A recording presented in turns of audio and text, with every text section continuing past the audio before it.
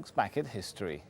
Ladies and gentlemen, the President of the United States. Watched all over the world, these are moments which have changed global history. I, William Jefferson Clinton, do solemnly swear that I will faithfully execute the office of President of the United States and will, to the best of my ability, preserve, protect, and defend the Constitution of the United States. So help me God. At every inauguration since that of George Washington, the new man, and it's always been a man, about to move into the White House makes a speech. It is a historic moment, and some of the words so carefully chosen have themselves gone down in history. Ask not what your country can do for you.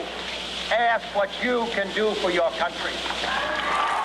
The only thing we have to fear is fear itself.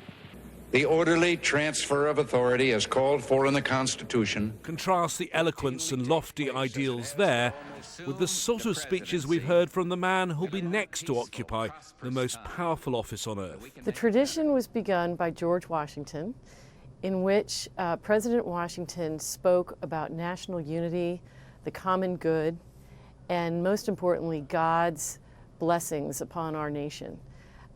Every president since then has upheld that tradition. Do you think that Donald Trump will be able to resist a dig at his opponent and at those Americans who didn't vote for him?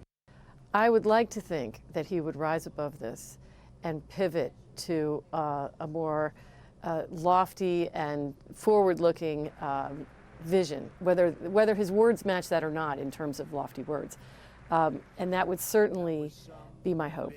I would be very disappointed if he looks backwards and gets negative. It's certainly not the time or place for it. Throughout history, there's been a pattern to inaugural speeches.